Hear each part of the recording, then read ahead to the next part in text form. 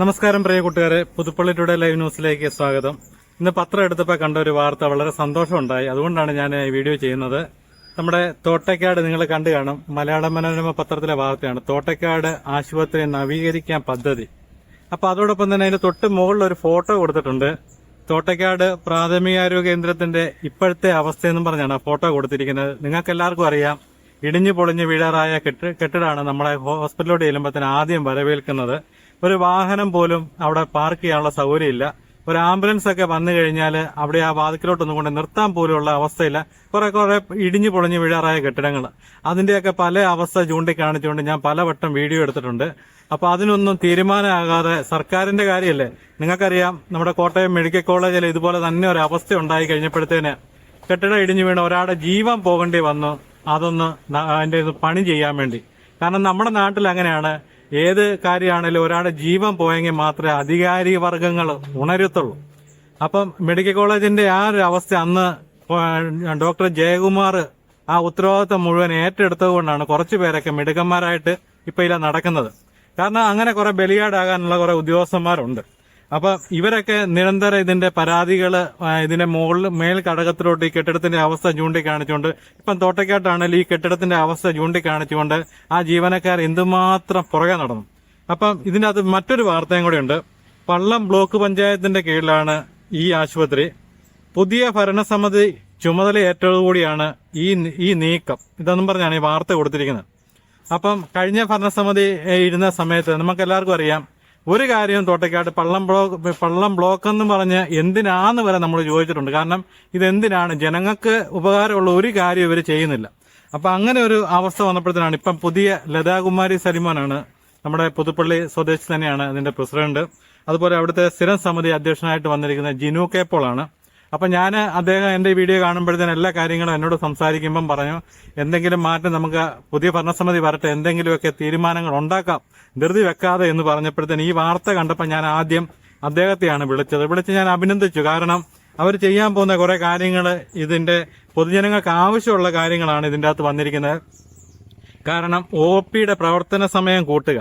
നിങ്ങൾക്കറിയാം, അവിടെ ഉച്ചവരെയുള്ളൂ ആശുപത്രിയിലെ ഡോക്ടർമാരുടെ സേവനം. അത് കഴിഞ്ഞ് പിന്നെ അവിടെ എന്തെങ്കിലും ഒരു ആവശ്യം വന്നു കഴിഞ്ഞാൽ അന്നേരം ജില്ലയിലോട്ട് പറഞ്ഞുവിടും, മെഡിക്കൽ കോളേജിലേക്ക് പറഞ്ഞുവിടും. ഇതുപോലെ തന്നെ ഒരു അവസ്ഥ നിൽക്കുന്നതാണ് നമ്മുടെ പാമ്പാടി താലൂക്ക് ആശുപത്രി. മന്ത്രിയുടെ നാടായിട്ട് പോലും അവിടെ യാതൊരു അടിസ്ഥാന സൗകര്യങ്ങളും ഇല്ല. പിന്നെ നിങ്ങൾ കണ്ടിട്ടുണ്ട് പണ്ട്, ഇപ്പൊ ഞാനൊരു വേറൊരു കാര്യം കൂടെ പറയാം. പണ്ട് കാലത്ത് സർക്കാർ ആശുപത്രികളായിരുന്നു കൂടുതൽ, പ്രൈവറ്റ് ആശുപത്രികൾ കുറവായിരുന്നു. ഇന്ന് കാണുന്നത് സ്വകാര്യ ആശുപത്രികൾ അങ്ങ് വർദ്ധിച്ചിരിക്കുകയാണ്. സർക്കാർ ആശുപത്രികളെല്ലാം ഇല്ലായ്മയിലേക്ക് പൊയ്ക്കൊണ്ടിരിക്കുകയാണ്.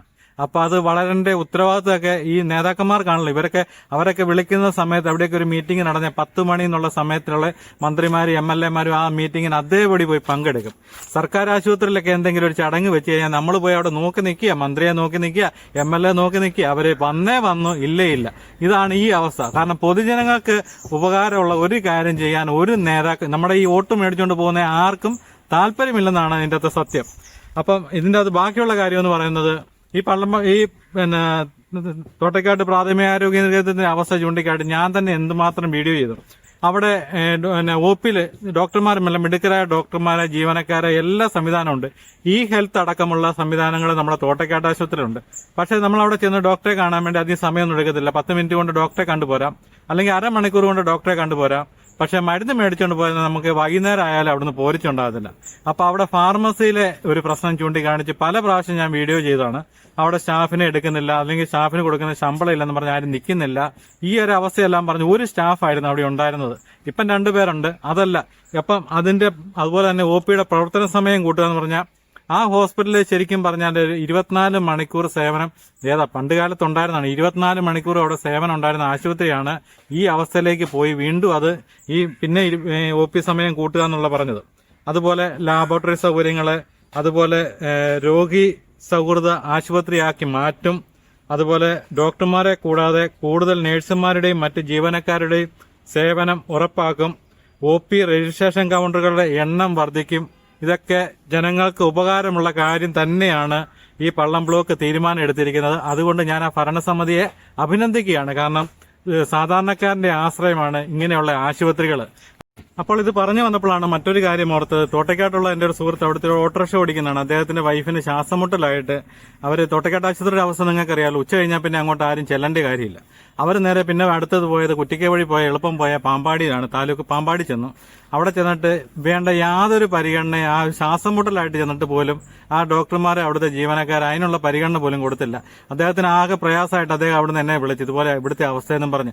ഞാൻ ആ ഡോക്ടറെ പേര് ചോദിച്ചിട്ട് അദ്ദേഹത്തിന് പേരറിയത്തില്ല. ഞാനിപ്പോൾ ആ പേര് പറഞ്ഞേനെ. കാരണം അവർ ആ ഒരു സമീപനമാണ് എടുത്തിരിക്കുന്നത്. നിങ്ങൾക്കറിയാം, കഴിഞ്ഞ ഇടയ്ക്ക് ശ്വാസമുട്ടലായിട്ട് ഒരു ഹോസ്പിറ്റലിൽ ചെല്ലുകയും അവിടെ വെച്ച് കുഴഞ്ഞു വീണ് മരിക്കുകയൊക്കെ ചെയ്ത അവസ്ഥ അറിയുമോ? ഇതൊക്കെയാണ് നമ്മുടെ നാട്ടിൽ നടക്കുന്നത്.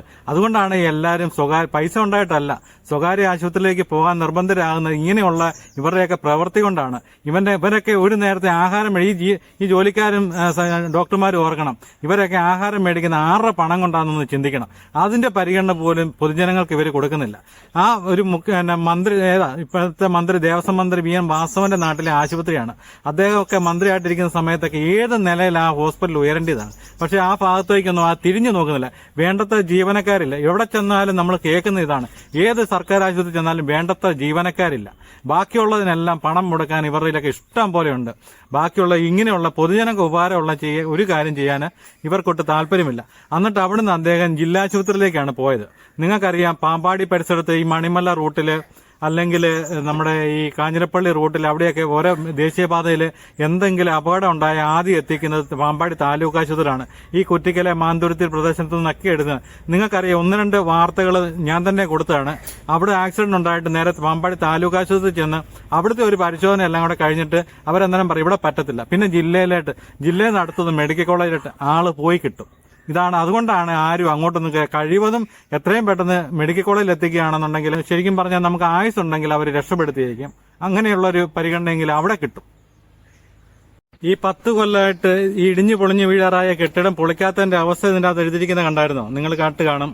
സർക്കാർ നിശ്ചയിച്ചിരിക്കുന്നത് ഭീമമായ തുകയാണ് ഇതിന്റെ ടെൻഡർ എന്ന് പറഞ്ഞാല് നമുക്ക് സ്വാതന്ത്ര്യം കിട്ടുന്നതിന് മുമ്പുള്ള കെട്ടിടമാണ്. അന്ന് വെട്ടുകല്ലും കുമ്മായം കൊണ്ട് പണിതിരിക്കുന്ന ആ കെട്ടിടത്തിന്റെ ഭീമമായ തുക എന്ന് പറഞ്ഞാൽ അതിന്റെ അകത്ത് സ്വർണം കൊണ്ടല്ലേ പണിതിരിക്കുന്നത്. അതൊക്കെ കിട്ടുന്ന വിലയ്ക്ക് കൊടുത്തിട്ട് അവിടെ പാർക്കിങ്ങും ബാക്കിയുള്ള സൗകര്യങ്ങളൊക്കെ ഉണ്ടാക്കി കൊടുത്ത് പൊതുജനങ്ങളുടെ കാര്യത്തിൽ നടത്താനുള്ളതിന് അതിന് തുക വെച്ചുകൊണ്ടിരിക്കുക, ഭീമമായ തുക. അങ്ങനെ വരുമ്പോഴാണ് ഒരു ജീവൻ അവിടെ പോയത്. പക്ഷെ എങ്ങാനും ഈ കാര്യങ്ങളെല്ലാം ചെയ്ത പള്ളം ബ്ലോക്കിന്റെ ഭരണസമിതിക്ക് ഞാൻ അഭിനന്ദനങ്ങൾ നേരുകയാണ്. അപ്പം മുന്നോട്ടുള്ള ആ ഹോസ്പിറ്റലിന്റെ പ്രവർത്തനങ്ങളൊക്കെ നല്ല രീതിയിൽ പോയിട്ട് പൊതുജനങ്ങൾക്ക് ഉപകാരപ്രദമായ കാര്യങ്ങൾ ചെയ്യാൻ നിങ്ങൾക്ക് ഇനിയും ഇതുപോലെയുള്ള പ്രവർത്തനങ്ങൾ ചെയ്യാൻ നിങ്ങൾക്ക് എല്ലാവിധ ആശംസയും ഞാൻ നേരുകയാണ്.